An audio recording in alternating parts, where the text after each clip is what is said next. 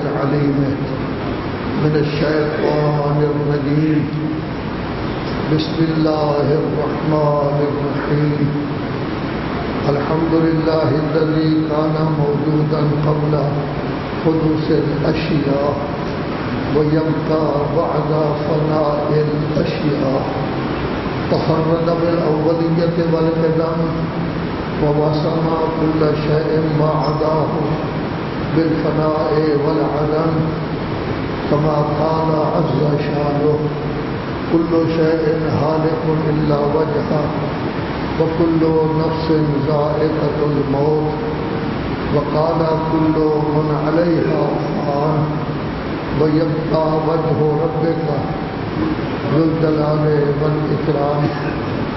اللہ تبارک و تعالی نے بہت بڑی کائنات، وسیع ترین کائنات جس کی وسعتوں کا آج تک بھی پوری طرح اندازہ نہیں کیا جا سکا، حضرت انسان کے لیے پیدا کی، اور حضرت انسان واحد مخلوق ہے جس کو اللہ تبارک و تعالی نے مکرم، معزز اور محترم قرار دیا ہے۔ حضرت انسان کے آرام کے لیے، اس کی راحت کے لیے، اس کی صحت و سلامتی کے لیے اللہ تبارک و تعالی نے کائنات میں مختلف چیزیں پیدا کر دی ہیں۔ نظام بھی ایسا اس کو دیا ہے جس نظام میں اس کو آرام و راحت ہو، کسی قسم کی تکلیف نہ ہو، ایسا کوئی عمل نہ ہو جو اس کے لیے مشکل ہو۔ لا یکلف اللہ نفسا الا وسعها۔ اللہ تبارک و تعالیٰ اگر کوئی حکم بھی دیتا ہے تو اس طرح کا حکم دیتا ہے کہ آپ کی طاقت میں ہے۔ لا یکلف اللہ نفسا الا ما آتاها۔ اللہ اگر آپ کو کوئی حکم بھی دیتا ہے تو اس طرح کا حکم دیتا ہے کہ آپ اس کو بڑے آرام سے بجا لا سکتے ہیں۔ پھر اللہ تبارک و تعالی نے انسان کا جسم بھی پیدا کیا ہے، روح بھی پیدا کیے ہے، جسم کے آرام و راحت کے لیے بھی اسباب مہیا کیے، روح کے آرام کے لیے، اس کی بلندی کے لیے، اس کی عظمت کے لیے بھی اسباب پیدا کیے تاکہ انسان جسمانی طور پر بھی صحت و سلامتی کے ساتھ رہے اور روحانی طور پر اتنا بلند ہو کہ مادیت کو اپنے پاؤں کے نیچے روندے اور ہمیشہ اس کی توجہ کا مرکز روحانیت کی بلندی ہو۔ لذا روحانیت کی بلندی کے لیے سورہ اعراف نزول کے لحاظ سے جس کا 39واں نمبر ہے، اس میں یہ کہا گیا کہ اللہ تبارک و تعالی نے تمہارے لیے پاک و پاکیزہ، حلال اور طیب غذا پیدا کی، پھر تمہیں حکم دیا کہ آپ نمازیں پڑھیں، اللہ کے دیے ہوئے مال سے خرچ کریں تاکہ آپ کی روحانیت بلند ہو۔ تو نماز، اعمال خیریہ انسان کی روحانیت کو بلند کرتے ہیں۔ جسم کے آرام کے لیے بھی اللہ تبارک و تعالی نے حلال و طیب چیزیں پیدا کی ہیں، ان میں سے ہر چیز جسم کے لیے مفید ہے۔ میوے پیدا کیے ہیں، ہر میوہ کسی نہ کسی چیز کے لیے مفید ہے۔ غذائیں مختلف بنائی ہیں، ہر غذا کسی نہ کسی چیز کے لیے مفید ہے۔ سورہ فرقان 42ویں سورت ہے، اس میں اللہ تبارک و تعالی ارشاد فرما رہا ہے کہ دیکھو میں نے رات کو تمہارے لیے لباس بنایا ہے تاکہ آپ آرام کریں۔ دن کے وقت کام کرتے کرتے آپ کی جو طاقت میں کمی آ گئی ہے، اس میں ہلال پیدا ہو گیا ہے، کمزوری پیدا ہو گئی ہے، وہ رات کی وجہ سے تمہاری ختم ہو جائے۔ یہ نیند تمہارے لیے ایک قسم کی راحت کا سامان مہیا کرتی ہے تاکہ صبح جس وقت آپ اٹھے تو پوری طرح فریش ہو کر اٹھے، کسی قسم کی تکلیف، کسی قسم کی زحمت آپ کے لیے نہ ہو۔ رسول اعظم صلی اللہ علیہ وآلہ وسلم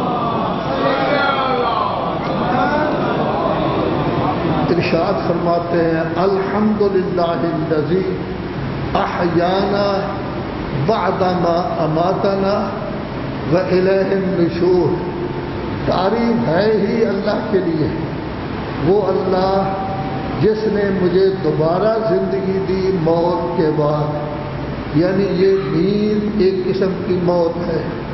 نیند میں کوئی پتہ نہیں ہوتا کہ انسان کی حالت کیا ہے کیا نہیں ہے۔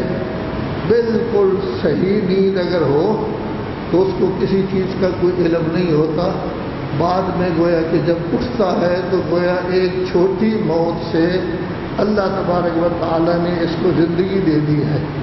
اللہ تبارک و تعالیٰ 21ویں پارے میں بھی ارشاد فرماتا ہے اللہ یتوفی الانفس حین موتہا، جب موت کا وقت آتا ہے اس وقت تو پورا ہی وقت ہوتا ہے، لیکن جس کا ابھی وقت نہیں آیا میں اس نیند سے دوبارہ اس کو اٹھا دیتا ہوں تاکہ آپ جائیں مزید زندگی گزاریں۔ لیکن رسول اعظم صلی اللہ علیہ وآلہ وسلم فرما رہے ہیں وَإِلَيْهِ النُّشُورُ، اگرچہ ہمیں دوبارہ اٹھا دیا گیا ہے پھر بھی ہمارا حشر و نشر اللہ ہی کی طرف ہے۔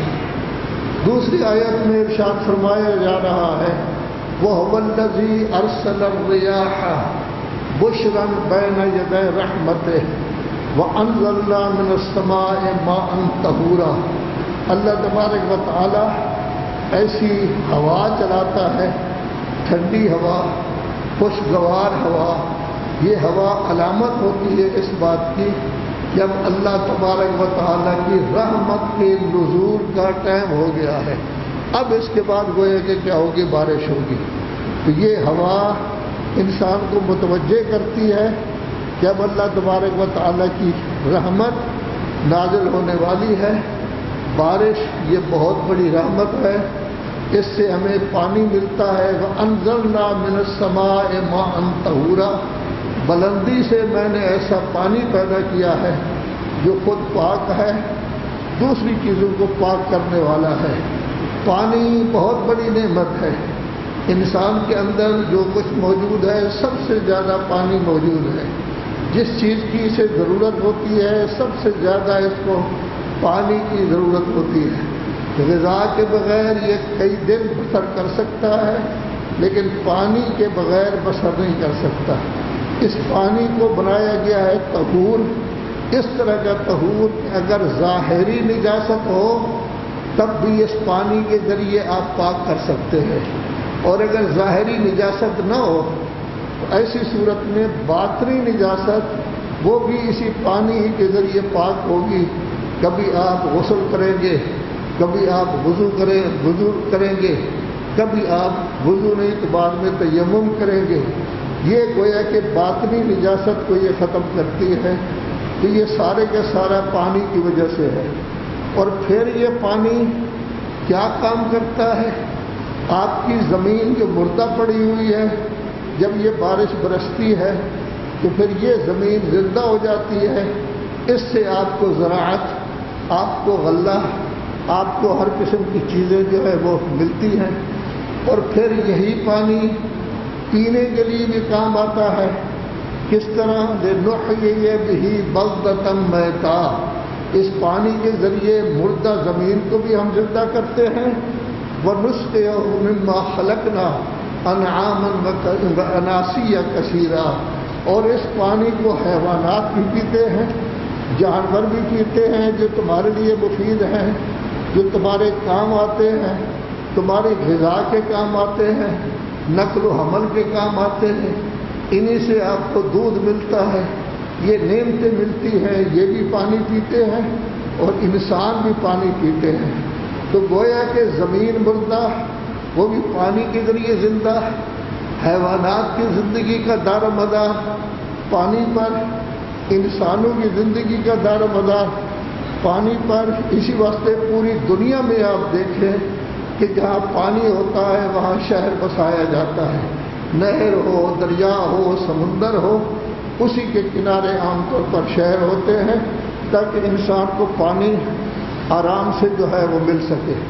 تو اللہ تبارک و تعالی نے آپ کے لیے بندوبست کیا ہے رات اور دن کا، تاکہ رات کو آپ آرام کریں، دن کو کام کاج کر سکیں۔ اللہ تبارک و تعالی نے آپ کے لیے بندوبست کیا ہے بارش کا، پانی کا، تاکہ طہارت جسمانی بھی حاصل ہو، طہارت روحانی بھی حاصل ہو، اور یہ آپ کے بھی کام آئے، آپ کی زمینوں کو بھی کام آئے۔ اللہ فرماتا ہے وَلَقَدْ صَرَّفْنَاهُ بَيْنَهُمْ لِيَذَّكَّرُوا، ہم بار بار اپنی نعمات کا ذکر کر رہے ہیں۔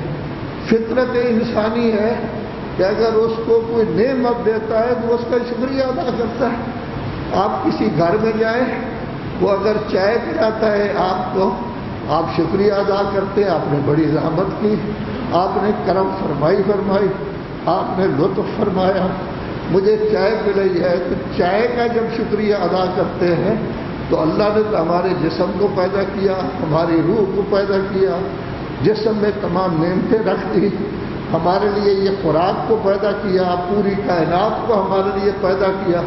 تو اللہ تبارک و تعالیٰ فرماتا ہے بار بار یہ چیزیں وضاحت کے ساتھ ہم بیان کر رہے ہیں تاکہ انسان نصیحت حاصل کرے، انسان کو پتہ چل جائے کہ خالق ہی ہے جو سب کچھ تجھے دے رہا ہے، خالق ہی ہے جس کے سامنے تو نے جھکنا ہے۔ فَأَبَى أَكْثَرُ النَّاسِ إِلَّا كَفُورًا، لیکن اصل بات یہ ہے کہ زیادہ تر لوگ بات ماننے کے لیے تیار نہیں ہوتے، اللہ کی عبادت کی طرف متوجہ نہیں ہوتے۔ خود آپ دیکھیں کہ ہماری تعداد کس قدر ہے، لیکن ہم عبادات میں مشغول کس قدر لوگ ہوتے ہیں، کم تعداد میں لوگ ہوتے ہیں۔ وَقَلِيلٌ مِّنْ عِبَادِيَ الشُّكُورُ، اللہ تبارک و تعالیٰ کے شکر گزار بندے وہ گویا کہ کیا ہوتے ہیں، کم ہوتے ہیں۔ زیادہ تر لوگ ایسے ہوتے ہیں جو شکر گزار نہیں ہوتے۔ اللہ تبارک و تعالیٰ نے بہت زیادہ تعداد میں انبیاء بھیجے، نبی بھیجے، رسول بھیجے، بعض کو خلیفہ کہا گیا، ولایت کا تذکرہ ہوا ہے، امامت کا یہ 5 عہدے ہیں جو اللہ تبارک و تعالیٰ نے ان کے لیے معین کیے ہیں، لیکن آخر میں صرف اور صرف رسالت مآب صلی اللہ علیہ وآلہ وسلم کو خاتم النبیین بنا کر، خاتم الانبیاء بنا کر بھیجا کہ اس کے بعد کسی نبی نے نہیں آنا، اب نبوت کا سلسلہ ختم ہو گیا ہے، اب یہ آخری نبی ہے، قیامت تک اس کی نبوت برقرار رہے گی، لیکن تبلیغ کے لیے امامت کا سلسلہ موجود ہوگا، اور امامت کے سلسلے کی وجہ سے ہی یہ عالم اس وقت موجود ہے۔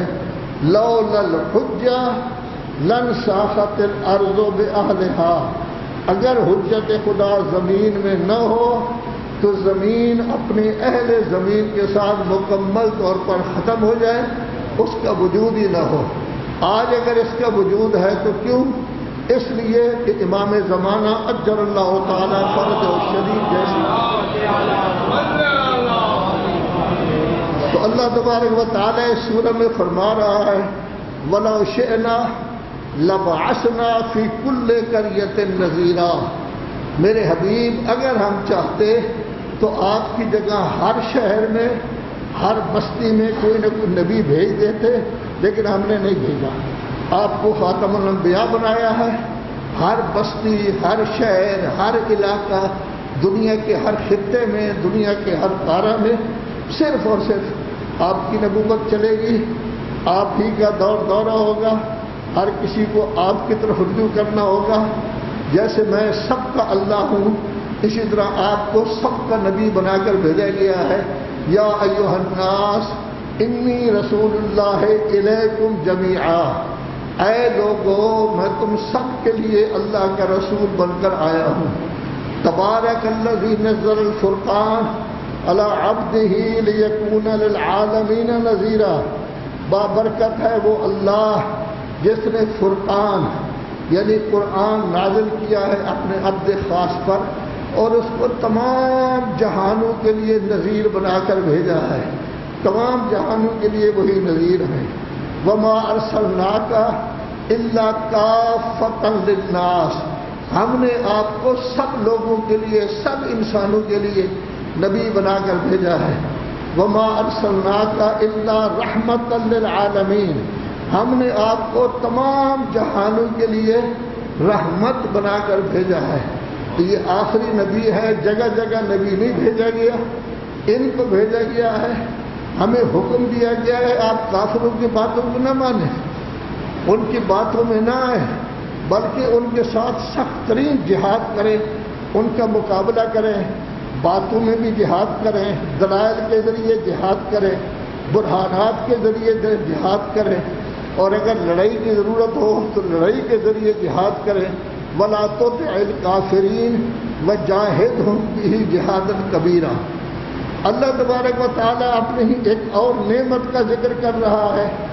اللہ فرما رہا ہے دیکھو، هُوَ الَّذِي مَرَجَ الْبَحْرَيْنِ، اللہ وہ ہے جس نے دو سمندر، دو دریا پیدا کیے.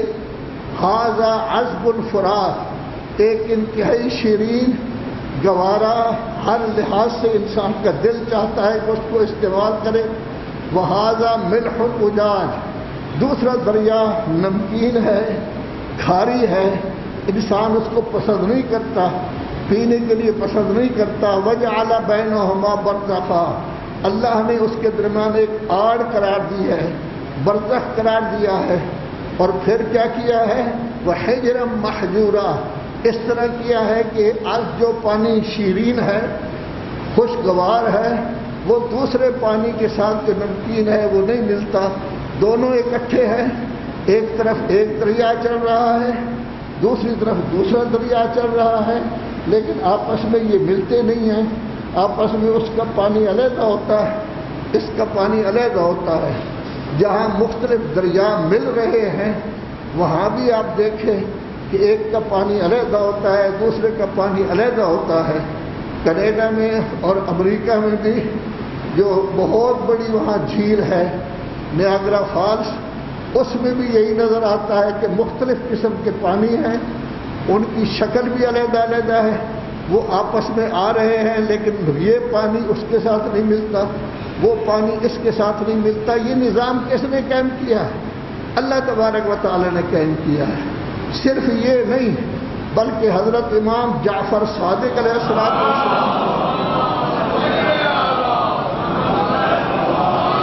ایک دہریہ دیسانی حاضر ہوا، کہنے لگا کہ آپ یہ بتائیں کہ آپ کے خدا کے وجود پر دلیل کون سی پائی جاتی ہے.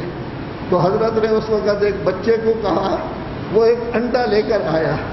حضرت نے انڈے کو ہاتھ میں لیا اور کہنے لگا دیکھو اس میں دو دریا بہ رہے ہیں، ایک چاندی کا دریا اور ایک سونے کا دریا. چاندی کا دریا سونے کے ساتھ نہیں ملتا، سونے کا دریا چاندی کے ساتھ نہیں ملتا. اس سے کیا کچھ پیدا ہونا ہوتا ہے وہی پیدا کرنے والا جانتا ہے. لذا اللہ نے ایک چھوٹے سے انڈے میں یہ نظام رکھ دیا ہے کہ دونوں دریا چل رہے ہیں، وہ آپس میں نہیں ملتے. اور دنیا میں بھی ایسا ہے کہ دریا کھاری بھی چل رہا ہے جو پینے کے قابل نہیں، میٹھا پانی بھی چل رہا ہے جس کو انسان استعمال کر سکتا ہے، لیکن یہ دونوں آپس میں نہیں ملتے. یہ اللہ تبارک و تعالی نے یہ نظام قائم کیا ہے تاکہ تمہیں بتایا ہے کہ یہ سب نعمتیں تمہارے لیے ہیں جو اللہ تبارک و تعالی نے پیدا کی ہیں. پانی شیرین کو آپ استعمال کریں، کھاری کو بھی آپ صحیح بنا کے استعمال کر سکتے ہیں.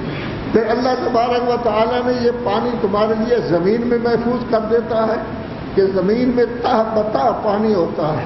ایک جگہ پانی آ جاتا ہے، پھر زمین، پھر پانی آ جاتا ہے، پھر زمین، پھر گلیشیئر بنائے ہیں کہ جہاں پانی موجود ہے، جب تک پانی فراوانی کے ساتھ موجود ہے اس وقت تک انسان اس دنیا میں موجود ہے. لیکن جب پانی فراوانی کے ساتھ نہیں ہوگا، جیسے سورہ قلم میں اللہ تبارک و تعالیٰ فرماتا ہے کہ اگر یہ شیرین اور گوارا اور ہر لحاظ سے بہترین پانی کو میں اور نیچے لے جاؤں کہ آپ نہ نکال سکے، پھر بتاؤ تمہاری زندگی کا کیا بنے گا؟ تو اللہ تبارک و تعالیٰ کی نعمتوں کی وجہ سے ہی ہم زندہ ہیں. لہذا انسان کو چاہیے کہ جس اللہ نے اتنی بڑی نعمتیں دی ہیں اس کا شکریہ ادا کرے. اس کے سلام کے لیے کم از کم 5 وقت مسجد میں آئے. اور یہ در حقیقت ہم جو نماز پڑھتے ہیں یہ بھی اسی اللہ تبارک و تعالیٰ کا سلام ہے. حقیقت اللہ تبارک و تعالیٰ ایک اور نعمت کا ذکر کر رہا ہے. وَهُوَ الَّذِي خَلَقَ مِنَ الْمَاءِ بَشَرًا فَجَعَلَهُ نَسَبًا وَصِهْرًا وَكَانَ رَبُّكَ قَدِيرًا. اللہ تبارک و تعالیٰ کا یہ نظام ہے کہ آدم کو مٹی سے پیدا کیا تھا. باقی جتنے انسان ہیں وہ قطرہ آب سے پیدا ہو رہے ہیں, پانی سے پیدا ہو رہے ہیں. لیکن اللہ تبارک و تعالیٰ نے نظام یہ بنایا ہے کہ ایک آپ کے رشتہ دار ہوتے ہیں نسبی, نسب میں رشتہ دار ہوتے ہیں جیسے مثلا بھائی ہیں بہنیں ہیں یہ, اور ایک سببی رشتہ ہوتا ہے جیسے سسرالیوں کا رشتہ کہ آدمی داماد بن جاتا ہے تو وہ اس کے سسرال بن جاتے ہیں. اللہ فرماتا ہے یہ دونوں رشتے میں نے قائم کر دیے ہیں. نسب کا رشتہ بھی قائم کر دیا ہے, دامادی کا اور سسرال کا رشتہ بھی قائم کر دیا ہے. اس سے نئی مخلوق جو ہے پیدا ہو رہی ہے. اللہ تبارک و تعالی ہر چیز پر قادر ہے. یہ ساری چیزیں اللہ نے پیدا کی ہیں. تو جب سب چیزیں اللہ نے پیدا کی ہیں, سب نعمتیں اللہ نے دی ہیں, سب چیزوں کا پیدا کرنے والا اللہ ہے, کیوں عبادت کرتے ہو ان بتوں کی, ان چیزوں کی جو نہ تمہیں نفع دے سکتے ہیں نہ تمہیں نقصان دے سکتے ہیں؟ ایسی چیزوں کی عبادت کرنے کا کیا تک ہے؟ وَيَعْبُدُونَ مِن دُونِ اللَّهِ مَا لَا يَنفَعُهُمْ وَلَا يَضُرُّهُمْ وَكَانَ الْكَافِرُ عَلَىٰ رَبِّهِ ظَهِيرًا. اس کی عبادت کرتے ہیں جو تمہیں فائدہ ہی نہیں دیتا, اس کی عبادت کرتے ہیں جو تمہیں نہ نقصان دے سکتا ہے نہ فائدہ دے سکتا ہے. حضرت ابراہیم نے جب بتوں کو توڑ دیا تھا, سب لوگ آئے کہ ہمارے بتوں کو کس نے توڑا ہے؟ فرمایا سب سے بڑا بت آپ کا موجود ہے, اس سے پوچھ لیں. تو وہ کہنے لگے وہ تو بولتا ہی نہیں. کہا جب بولتا نہیں تو پھر اس کو خدا کیوں مانتے ہو؟ جب وہ آپ کا کام نہیں کر سکتا تو خدا کیوں مانتے ہو؟ جب آپ سے مضرت کو دور نہیں کر سکتا تو اس کو خدا کیوں مانتے ہو؟ جب تمہیں کوئی نفع نہیں دے سکتا تو خدا کیوں مانتے ہو؟ تو اللہ تبارک و تعالیٰ فرماتا ہے دینے والا میں, نعمتوں کا پیدا کرنے والا میں, تجھے میں نے پیدا کیا ہے, لیکن دوسروں کی طرف رجوع کرتے ہو, میری طرف رجوع کیا کرو. در حقیقت انسان وہی ہوتا ہے جو اللہ تبارک و تعالیٰ کی طرف گویا کہ کیا کرے, روح اور رجوع کرے. تو انسان کو اللہ تبارک و تعالیٰ علم جیسی نعمت بھی دے رہا ہے کہ وہ کافروں کو سمجھائے, بت پرستوں کو سمجھائے, غلط کاروں کو سمجھائے. اور جہاد صرف لڑائی کا نہیں ہوتا, دلیل کے ذریعے بھی جہاد ہوتا ہے, مناظرہ کے ذریعے بھی جہاد ہوتا ہے, بات چیت کے ذریعے بھی جہاد ہوتا ہے. تو در حقیقت اللہ تبارک و تعالیٰ یہ تمام نعمتیں انسان کو دیتا ہے تاکہ انسان صحیح حالت میں رہے اور ہر چیز کا جو ہے وہ جواب دے سکے. سب سے بڑی چیز ہے پانی سے انسان کی تخلیق.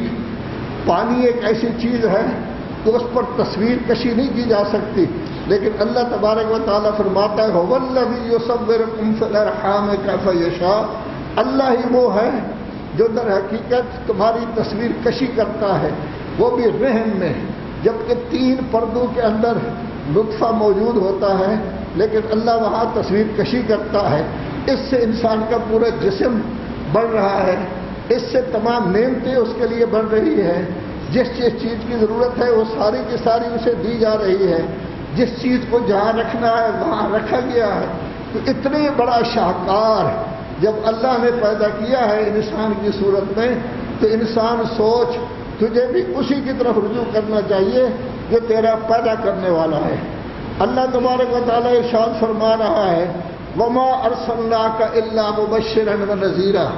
میرے حبیب تنگ نہ پڑا کرے, پریشان نہ ہو کہ لوگ مسلمان کیوں نہیں ہو رہے. آپ کا کام ہے ان کو تبلیغ کرنا, بشارت دیں جنت کی نعمتوں کی کہ جنت میں کیا کچھ ملے گا, کتنے انعامات ملیں گے, کس طرح ٹھاٹھ کے ساتھ زندگی بسر کر سکو گے. دوسرا ڈراؤ جہنم کے خوف سے کہ جہنم میں کتنا عذاب ہوگا، کس طرح انسان آگ میں جل رہا ہوگا۔ 5ویں پارہ میں ہے کہ جب چمڑا جل جاتا ہے اللہ دوسرے چمڑے کو پیدا کر دیتا ہے، لیکن عذاب اپنی جگہ پر برقرار رہتا ہے۔ دنیا کا یہ قاعدہ ہے کہ جب مصیبت بڑھ جائے تو انسان عادی ہو جاتا ہے، لیکن وہاں اگر عذاب بڑھ رہا ہے تو کبھی بھی عادی نہیں ہوگا، ہر وقت اسے عذاب اپنی جگہ پر نظر آئے گا۔ تو اللہ تبارک و تعالیٰ فرماتا ہے آپ کا کام یہی ہے، آپ ناراض نہ ہویا کریں اور ان کو سمجھایا کریں کہ میں آپ سے کوئی اجر تو نہیں چاہتا، آپ سے کوئی مزدوری یا معاوضہ تو میں نہیں چاہتا۔ میرا معاوضہ کیا ہوگا؟ کسی جگہ کہا گیا ہے میرا معاوضہ خود تمہارا اپنا فائدہ ہے، کسی جگہ کہا گیا ہے میرا معاوضہ کیا ہے کہ تم ہدایت یافتہ ہو جاؤ، لیکن ایک جگہ کہا گیا ہے قُلْ لَا أَسْأَلُكُمْ عَلَيْهِ أَجْرًا إِلَّا الْمَوَدَّةَ فِي الْقُرْبَى، اور یہ قربہ کی محبت، اہل بیت کی محبت، اس میں اہل بیت کو کوئی فائدہ نہیں، رسول اعظم کو کوئی فائدہ نہیں، اللہ نے اپنا فائدہ نہیں دیکھا، وہ بھی تمہارا اپنا فائدہ ہے کہ اگر اہل بیت کی محبت پیدا کرو گے تب بھی تمہارا فائدہ، اور اگر ہدایت حاصل کرو گے تب تمہارا فائدہ، اور اگر اس کے مطابق عمل کرو گے تو صرف اور صرف تمہارا اپنا فائدہ ہوگا، کسی اور کا نہیں۔ اپنا فائدہ دیکھ کر اس کو جو ہے وہ کریں۔ قُلْ مَا أَسْأَلُكُمْ عَلَيْهِ مِنْ أَجْرٍ إِلَّا مَنْ شَاءَ أَنْ يَتَّخِذَ إِلَىٰ رَبِّهِ سَبِيلًا، جو شخص یہ چاہتا ہے کہ اللہ کی طرف آ جائے اس کا اپنا ہی فائدہ ہوگا، اپنے فائدے کے لیے یہ کام کرے۔ پھر اللہ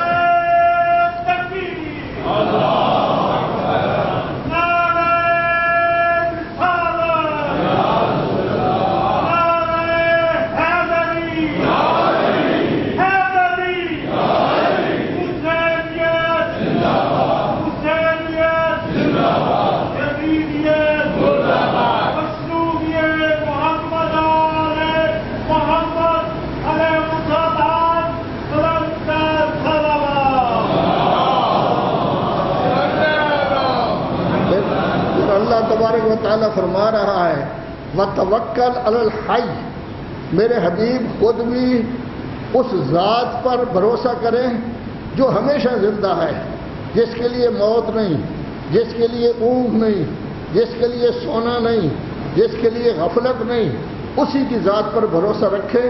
لوگوں کو بھی بتائیں، انسانوں کو بھی بتائیں کہ تمہارا بھروسہ اللہ تبارک و تعالیٰ کی ذات پر ہونا چاہیے کہ جس کو موت نہیں، اور پھر ہمیشہ اللہ کی حمد کی تسبیح پڑھتے رہیں، اللہ کا ذکر کرتے رہیں۔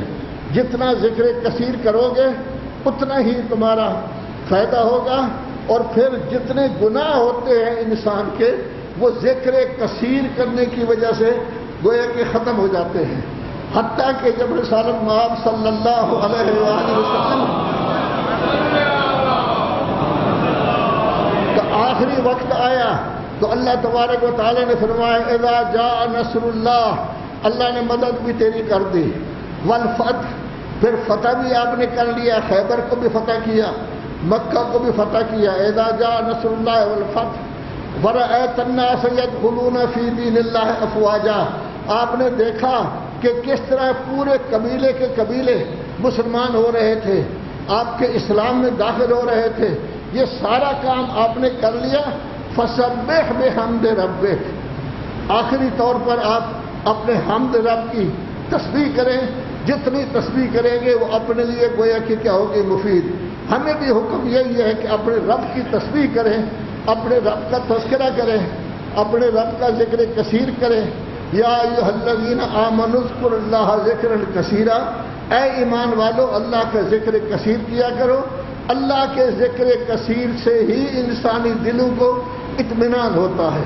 ان احسن الحدیث وابلغ الموعظۃ کتاب اللہ۔ اعوذ باللہ من الشیطان الرجیم، بسم اللہ الرحمن الرحیم، والعصر ان الانسان لفی خسر الا الذین آمنوا وعملوا الصالحات وتواصوا بالحق وتواصوا بالصبر۔